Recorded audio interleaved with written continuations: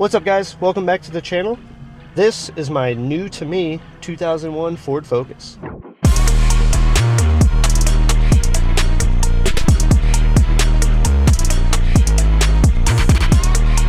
Now, I did pick this car up for a really good price, and for what I paid, it is actually quite a nice car. It is a 5-speed manual transmission. It has brand new tires on it. It has ice cold AC. It's got an aftermarket head unit.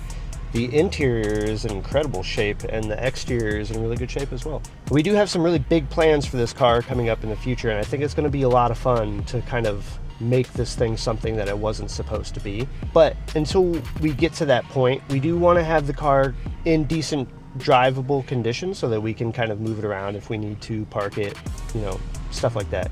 So we got to do some work to the car, and every car guy's favorite kind of work: maintenance. Now, I already did knock out the rear brakes. Those needed to be done right away. There was no pads on the back of this car when I bought it, and it was a very interesting drive home. Drove it home. Good choice. But there is still one more thing that needs to be done before I think that this thing is actually roadworthy, and that's the wheel bearings. I'm not sure if you guys can hear that on camera, but I'm doing about 45 miles per hour right now, and it sounds like I'm just driving on the rumble strips. So we're gonna need to get this taken care of.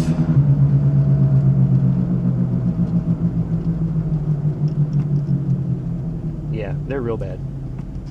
So today we're going to be doing the front wheel bearings on this car, and wheel bearings can be quite the project. So in order to make this as easy as possible on myself, we are doing it the easy way, which is the entire knuckle all at once.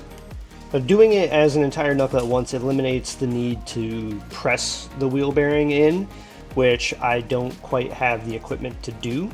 If you don't have a press, instead of having to take the wheel bearing to a shop in order to press it out and press the new one in, you just pull the entire knuckle off, put the new knuckle on, it's already got the wheel bearing in it, and you're good to go. Makes this job a little bit quicker. So let's get started.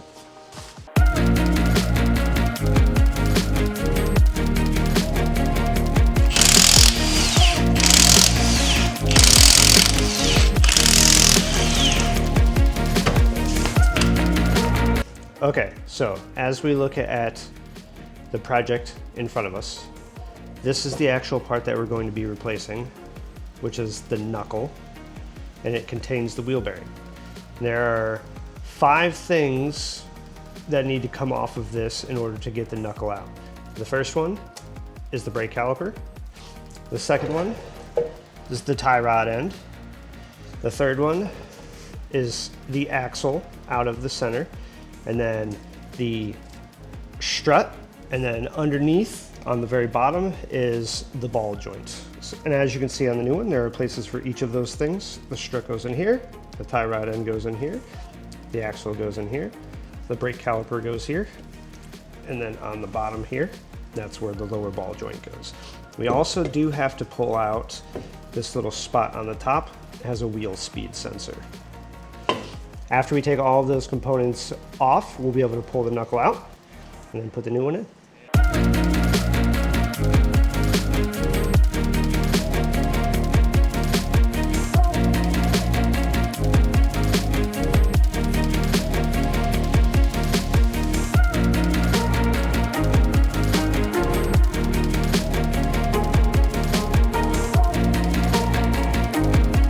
So typically when you get to bolts like this that run through an arm, you're going to have to hit the end of this bolt with a hammer in order to drive it through this arm so that you can get this ball joint out. It's always best practice to put the nut back on the end of this bolt before you hit it with a hammer, because if you hit it without anything on the end of it, more than likely it's going to mess up the last couple threads on the end of this bolt, and then this nut won't be able to go back on there.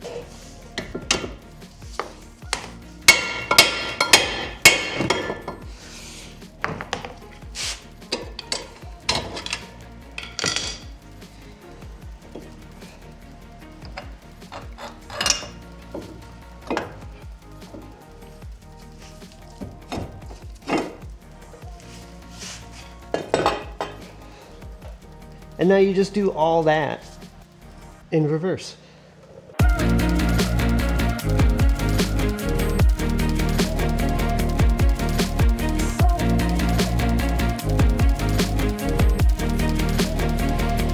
What is the torque for an axle nut on a 2001 Ford Focus?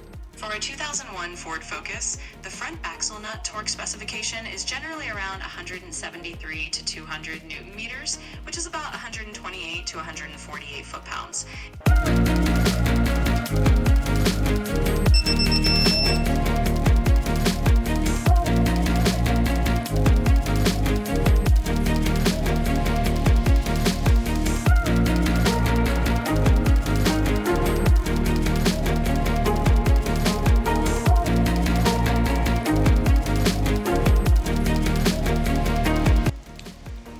One side done, let's go do the other side.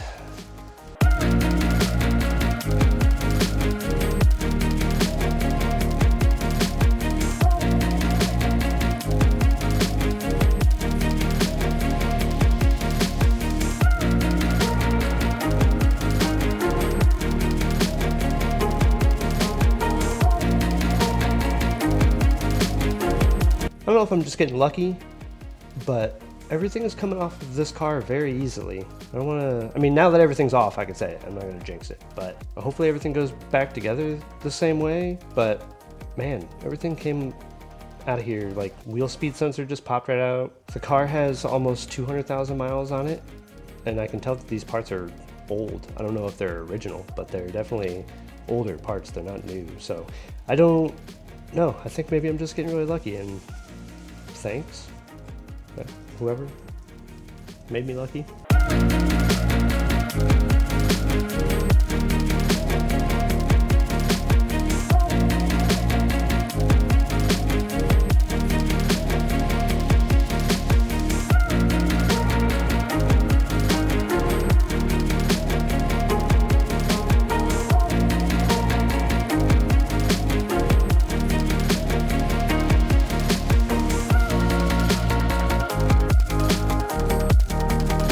All right, all wrapped up. Last thing I do is just take this thing for a drive, make sure everything's good. As you can see, swapping out the entire knuckle at one time, much easier than having to press in any kind of bearing or anything like that. So in all honesty, I was really hoping to kick off the Evo build series that I have coming up, but we are still waiting on some parts. So the Focus got some love instead. But I do have a question for you guys. Does anybody out there know the actual name of the color of this car?